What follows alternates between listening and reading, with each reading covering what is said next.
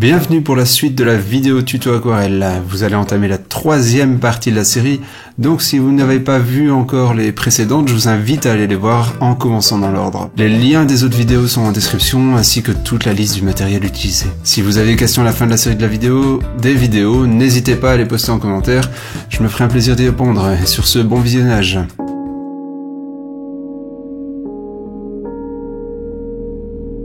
Mais en attendant, je vais commencer à traiter d'autres couleurs, vu que j'ai assez d'assiettes pour pouvoir traiter beaucoup de couleurs en même temps. On va revenir avec du jaune. Et ainsi traiter la couleur des yeux du tigre et du héros, puisque pour ceux qui ont suivi l'histoire, le héros acquiert les yeux en or une fois qu'il a accompli les 4 étapes alchimiques dans l'histoire. Cette couleur de base, je vais la renforcer, et ce qui va me permettre de faire la première couche de couleur du tigre.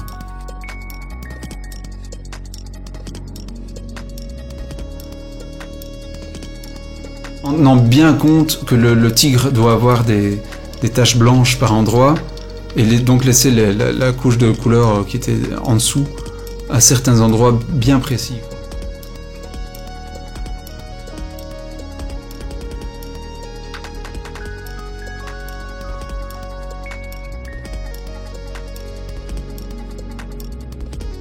Et donc, pendant que j'ai fait le tigre, le gris qui était sur le gorille et le héros a eu le temps de sécher. Et comme il me restait un peu de couleur rouge d'une précédente illustration, à vrai dire, n'importe quel rouge orangé peut faire l'affaire, et pas un truc en particulier à savoir. Je vais revenir sur toute la première couche de couleur noire que j'ai mise pour la rougir et la réchauffer. Et ce qui va en même temps me servir pour la première couche de couleur brun-rouge qui sera pour le cuir des personnages.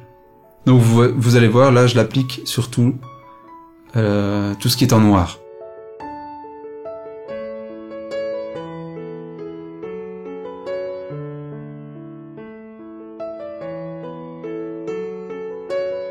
Et ainsi, ma couleur reste dans l'ambiance.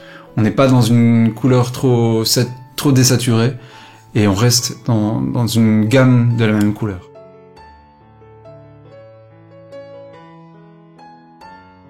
Seulement voilà, pendant que je faisais mon gris, je me suis rendu compte que mon tigre était trop terne, et qu'il méritait d'être d'un jaune plus vif, plus soutenu.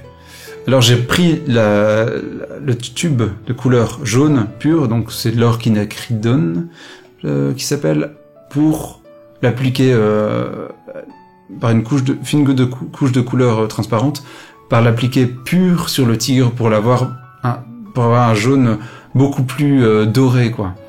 Alors quand je vais l'appliquer, ça va être très doré, mais je sais qu'en séchant, ça va un peu s'atténuer, quoi. Et ça, faut toujours en tenir compte quand vous faites de l'aquarelle. Faut bien connaître ces couleurs avant de les appliquer. Et même quand on les connaît, on peut avoir encore des surprises à certains moments.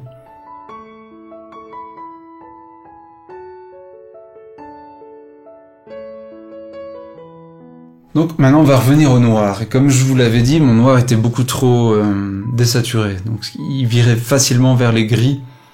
Et ce qui était pas joli, ce qui correspondait pas trop à ma couleur d'ambiance.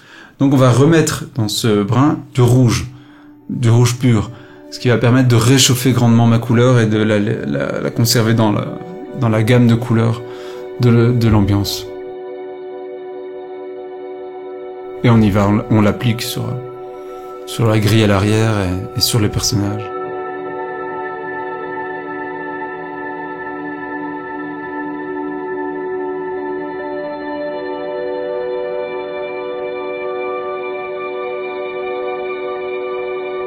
Vous voyez, quand je l'applique, ça donne un effet très rouge, mais vu qu'il y a du noir dans la couleur, je sais qu'en séchant, le rouge va s'atténuer un peu pour laisser place au gris.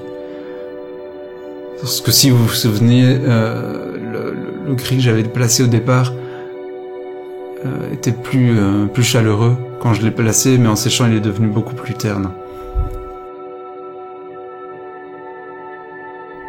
C'est l'avantage de travailler par couches de couleurs transparentes, c'est de pouvoir facilement rectifier au fur et à mesure si vous voyez que la couleur prend une direction que vous ne souhaitiez pas.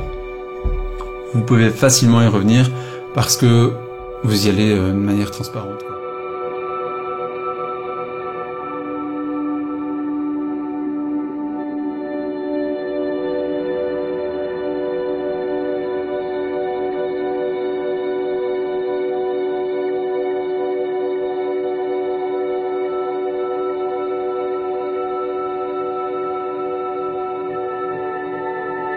Donc on reprend la palette de couleur jaune, jaune orangé, et on vient renforcer toute la musculature du tigre en laissant bien des parties claires.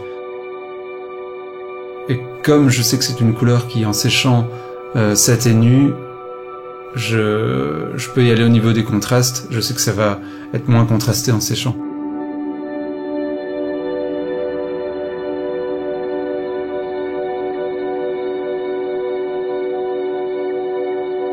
Voilà, comme ça on obtient une certaine brillance sur le tigre qui est assez cool, assez sympa dans son rendu, je veux dire.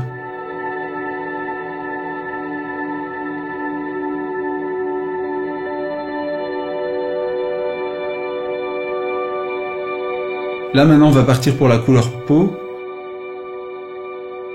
qui est pas, il y en a pas beaucoup sur l'illustration, mais qui est tout de même importante. Donc on va venir avec de la terre de sienne brûlée, et qu'est-ce que j'avais mis encore, je sais plus, peut-être du rouge ou quelque chose comme ça, mais comme toujours de manière successive. Donc on va commencer une couleur très... Si cette couleur était utilisée pure, ça ferait un orange très fort, mais comme il y a déjà eu des couches de couleur jaune orangé, faut en tenir compte parce que la couleur sera différente dans son application. Donc on va y aller avec une première couche de couleur transparente sur la peau. Et cette même couleur, je vais m'en servir pour modeler tout ce qui est en blanc sur le tigre.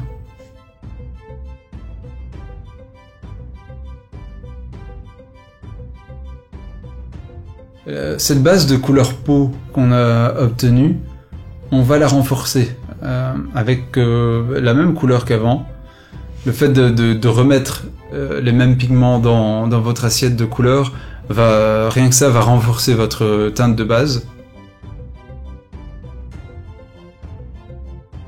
Et ensuite on l'applique en tenant compte que comme le visage est assez petit dans la composition, on peut y aller au niveau des contrastes. Mais là, évidemment, j'y vais toujours de manière prudente, en contrastant progressivement.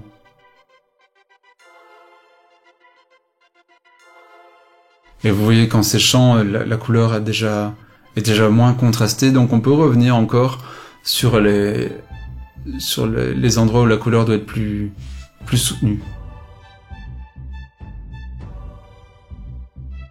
Donc voilà, maintenant que la couleur peau est appliquée, pendant ce temps, la couleur noire, donc le gorille et les vêtements d'Asiamar, ont eu le temps de sécher, et on va reprendre la même palette de couleurs noires, qui est en vérité un brun rouge, et venir renforcer le noir, mais pas partout, hein.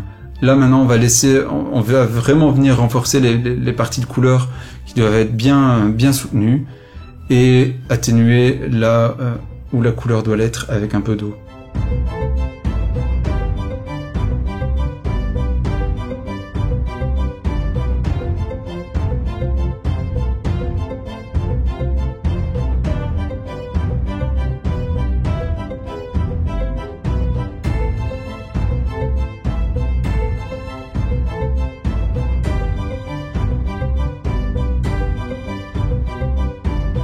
Et là, faut pas hésiter au niveau des contrastes, hein. Comme vous savez que ça va être la face visible des personnages et qu'il faut pas la voir comme une illustration en elle-même, mais comme une partie qui doit être visible par le lecteur, faut y aller au niveau du contraste parce que pour les lecteurs ce sera le premier plan de cette illustration, ce qu'il faut.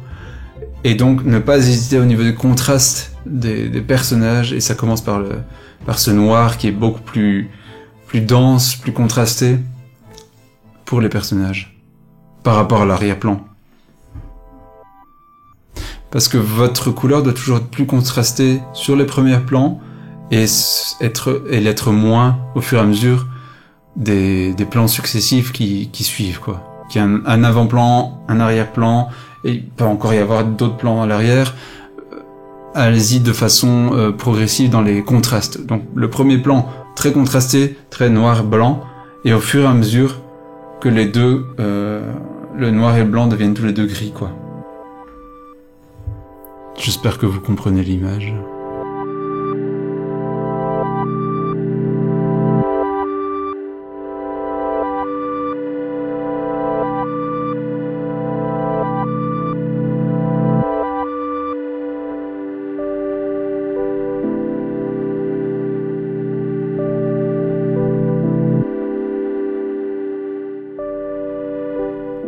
Et j'utilise même cette couleur noire pour aller renforcer certaines ombres du tigre pour qu'il ressorte lui aussi.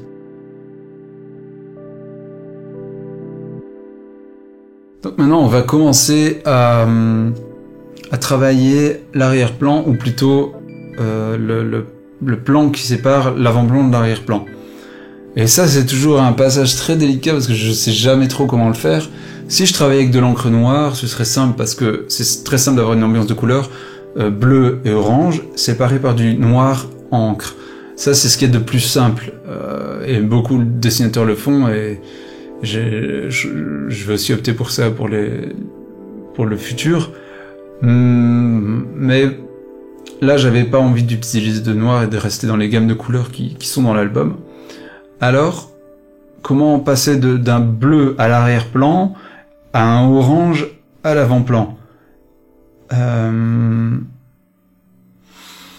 C'est par ces plans intermédiaires que vous allez commencer à mélanger le bleu avec le orange. Donc la couleur de pierre que j'ai obtenue, qui est un brun rougeâtre, je vais venir mettre une première application sur ce plan intermédiaire qui va faire la jonction entre l'avant-plan et l'arrière-plan.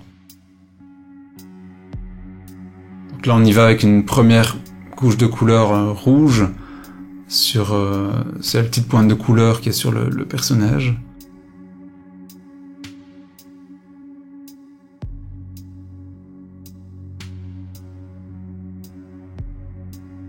Et comme je travaille avec plusieurs palettes de couleurs, je peux facilement travailler un plan, un autre, et pendant que l'un sèche, retravailler l'autre et revenir sur le précédent, ainsi de suite.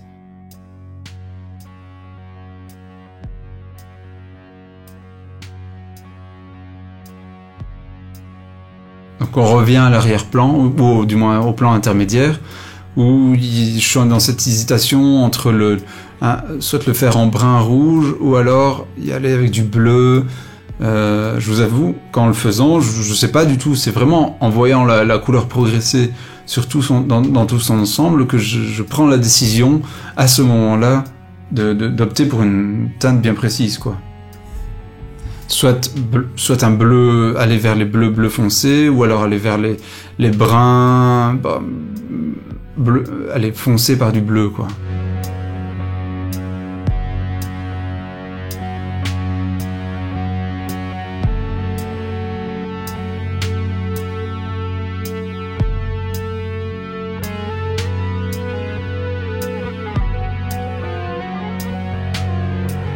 Et maintenant, pour que mon arrière-plan se tienne avec ce plan intermédiaire que j'ai fait, je vais placer une première couche de couleur de ce brun rouge sur tout mon arrière-plan.